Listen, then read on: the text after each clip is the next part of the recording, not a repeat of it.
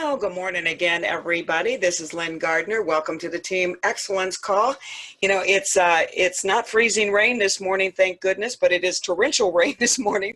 It's actually 52 degrees right now, if you can believe it. January, you know, in Virginia is kind of crazy, but that's going to change real soon when it drops into the mid-20s tonight, and it stays there through the weekend. So we might be ice skating around the farm before it's all said and done, because it's coming down, and you know, if it was snow, we'd be in huge trouble. I'm off to a great start in this new year, and I hope you are as well. You know, to this morning, I just want to say that I'm going to be your voice, the voice in your head, as I remind you that we're getting ready to close out January, the first month of the year. So if you haven't gotten moving yet, you've already lost 1/12 of this new year. Not to be a negative spin, right? I'm not trying to discourage you. I'm just trying to kick you into gear if I can. You know, for me, a new year represents a whole bunch of things, you know, new opportunities. I'm not a resolution kind of gal, but I am a goal setting kind of gal. And I look at new opportunity in every sense of the word as I look into a new year. It's, you know, every day is a new day, right? And it is a reminder to make some changes. Some people do the resolution thing, but from a business standpoint, a life standpoint, it is time to evaluate what am I leaving behind and what am I going toward. So if you want this year to be different or better than last year, you got to do that. You know, as I've helped some friends in our world, some have reached out as I've talked about, you know, planning a business for the year, how I do mine, and try to help them, you know, figure out how to do theirs, I should say. I realize that there is something that is often missed, and frankly, something that holds a lot of people back. And that process has inspired the message for you today, entitled "No Such Thing as a One Size Fits All." You know, there are plenty of constants in life, or one size fits all, if you will. God is the first one on my list. He's good for all. He is all. He never changes. He's constant. He's unwavering. He's the same yesterday, today, and forevermore. Even his location hasn't changed since the beginning of the time, and it never will. The sun and the moon are constant things. They don't change, right? They set them where they're supposed to be. They don't move, you know, they move, but they don't go someplace else and leave us in the dark, right? They don't stop doing what God put them here to do. Every once in a while, we'll see a spectacular, you know, vision, you know, for instance, the blood moon or wolf moon. And it is so amazing to witness from here on earth. It blows me away when we do, right? But the moon didn't change, just the circumstances that caused it to look different, you know, from the earth. You saw some changes, and we witnessed magnificence. There are few constants. One size fits all in life. But for the most part, in every area of life, it's important to understand that nobody and nothing else is a one size fits all. That's true in our relationships. It's true with our children. It's true in the church, and it's most assuredly true in business or business dealings with people. For me, that one piece of life is what thrills me, right? I understand that every day is an adventure. I understand that nothing and no one is a one size fits all. And it's all those unique things that bring me joy in its place in life. And when I wake to each new day, I know it's going to be unique and never just the same old day, you know, where I just do the same old things. I savor it for what it is, and I hope you do too. So how is it that we run our businesses, our lives, you know, like it's a one size fits all? You know, Daniel D. McCauley said once, there are dozens of ways to work this business, and that's an indicator that it isn't just follow the leader, so to speak, or one size fits all. If each person is a unique design, unique personality with a unique set of circumstances, then how is it that we shove everybody into the same mold and we address the business the same with each one? It's that one size fits all mentality that will frustrate you, or has the potential to frustrate you into quitting when you're not succeeding. And it's a one size fits all approach to your business that will cause people not just to walk away, they'll run away from what you have. It's easy to think that everybody thinks just like you do, isn't it? I mean, that's like human nature. We don't understand. Why don't you understand what I feel? You know, it's a constant argument in life. You know, we think people should think like we do, but they never do. It's easy to assume that they'll get on board with our business for the same reason you did, but that's not necessarily true either. Each one is unique, and it's not a one size fits all. And that's why it's important to put the work into you that will prepare you to listen more than you speak, to ask the right questions, and to look for the need that you can fill instead of just those things you think they need. Einstein's definition is, of insanity is continue to do the same thing over and over again and expect a different result. I must have driven people crazy. I'm sure I still do, no doubt. As I was learning processes that other people were using to build, I called a lot of people, right? And I asked them, what are you doing? What's going on? And I'd also say, how's that working? Well, of course they said, well, fine. They wouldn't tell me something to do that wasn't working, right? But as I dug a little bit deeper and said, well, what are your results? How many sales can you attribute to that, right? Because that's my background, right? They couldn't tell me. They would just say, well, it's fine. And when I pushed them to say, but is it working? Well, from where they said it was working, they were in a one-size-fits-all system, and they didn't have a clue if it was working. If you aren't seeing the success you want to see, maybe it's time to stop and to evaluate the process you're using. Perhaps your one-size-fits-all approach is in the way of your success. Just like Daniel said, there are dozens of ways to do this business. Here's an example that I see over and over again. Demos. Demos are fabulous, and we are so glad they exist. The support they offer us is priceless for distributors, for us to bring our guests there, pull everybody together, synergy, build synergy. There's no doubt about that. They're fabulous.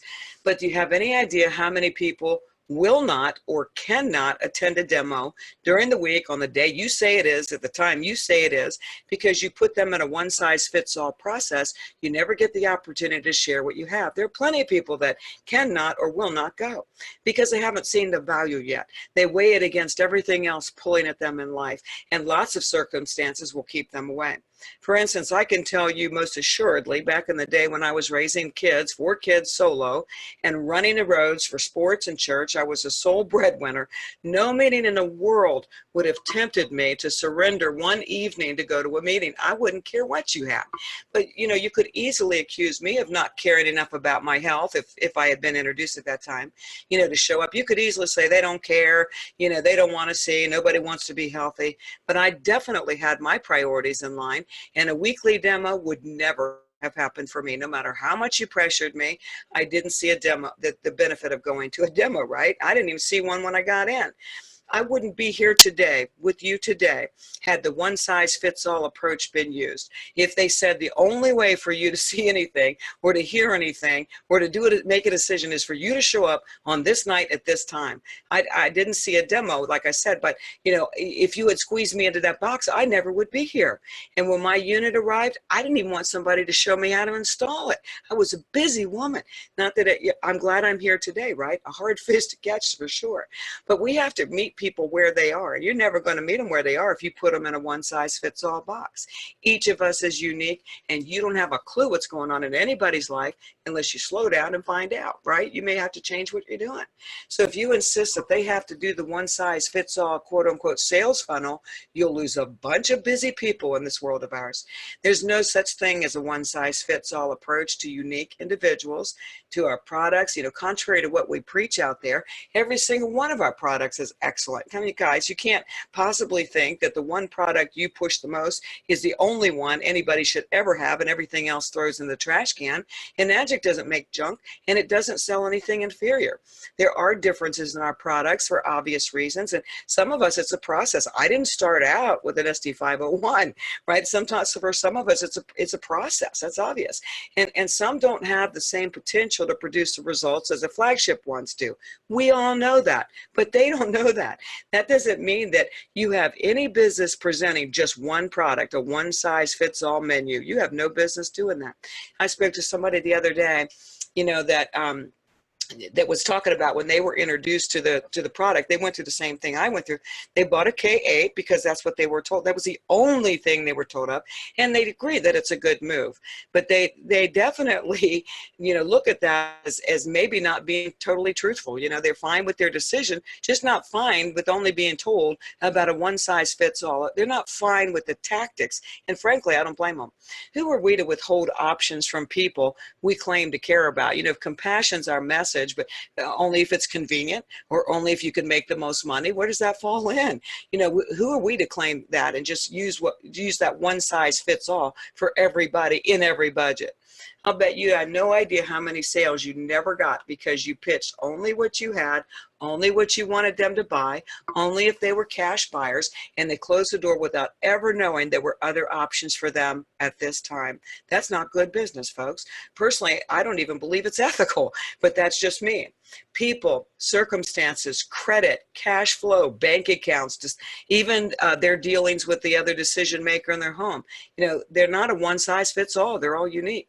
Unless you understand that you will be leaving lots of money on the table and lots of people, that won't ever get a chance to see what you have because of it, unless you get out of that one size fits all mentality. It just doesn't work. We see this every day in every area of life, and it takes its toll in every area of life until we accept that nobody and nothing is a one size fits all. Again, we see it in relationships. We see it when we compare one to another, or we're frustrated, because people aren't interchangeable. I've seen and counseled so many women over the years, that lost a husband to death or divorce, and then they remarried, and they're comparing everything. They should never be doing that. It's not a one size fits all. We see it in families. One of the most destructive things any parent can do is to compare one child to another and express that you should be like. Nobody's a one size fits all. Every child, if you had 42 children of your own, you'd have 42 unique personalities, and there's nobody going to be a one size fits all, no matter the genetic pool, right? But if you can instill insecurity that they may never overcome if you compare them and try to put them in a one size fits all, pattern. Of course, we see it in church. We see it all the time. For instance, one pastor moves on, another one, comes in, and they have to contend with judgment that comes when we have a one-size-fits-all system in place and a pastor that doesn't fit our mold. And again, we see it in the business. There isn't just one way to do our business, and there isn't just one superior product. People aren't the same everywhere you go, and we're not up against Stepford prospects, right? But you may never know the key to success, what's possible for you when you learn that nothing is a one-size-fits-all, and you learn to deal with people as individuals, and your sales approach individually and uniquely for each one. In a perfect world, you invite people to demos that somebody else does, hopefully anyway, right? They watch, they intrigue, they listen, they drink some water, end up buying. Sure, that happens sometimes, but it is extremely rare to happen so easily. So you need to develop you. You need to learn to ask questions and listen. You need to accept that there is never a one size fits all, and deal with people individually with compassion. People don't care what you know until they know that you care. And we hear it all the time, but do we practice it? Or do we just say, I got to tell them all everything I know so they'll care? It doesn't work that way. Consider this. You have the right heart, you have compassion, and you genuinely want to help them. So you got to do whatever it takes to get to that place. But what if your one-size-fits-all approach doesn't fit what they need to ever get a chance to consider what you have for them? Then it's sad to think about how many people we're leaving in the dust. Each of us is uniquely made, and each of us has a unique purpose in this wonderful life of ours. If God looked at all of us as a cookie cutter, one size fits all, we'd all be in trouble. He's a one size fits all God, and the creator of millions upon millions of unique individuals that need to fit his mold, but may never fit yours. Open your mind, your heart, plan your business with these things in mind, and stop doing what you do just because it's one size fits all. There's nothing worse than hearing people say, well, that's just what we do, and they can't even answer if it works. And to begin to look at life, look at people, at this business, and your strategy with excitement, and be flexible and lovable enough to adapt to the people you want to bless. Guys, I'm glad that I know I'm unique. You're probably glad I'm the only one God made, right? But nobody and nothing should be considered a one size fits all. You might have to work on you a whole lot, to quit having these preconceived notions that everybody should do what you do and everybody should do it because of the reason you did it.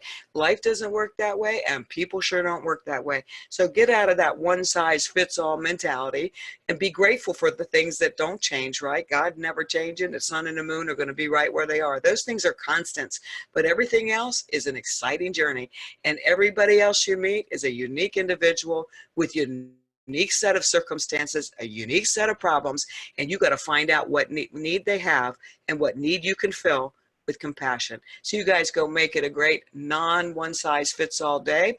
Now I'll see you at the top. I'll see you next week. God bless you all. Bye-bye.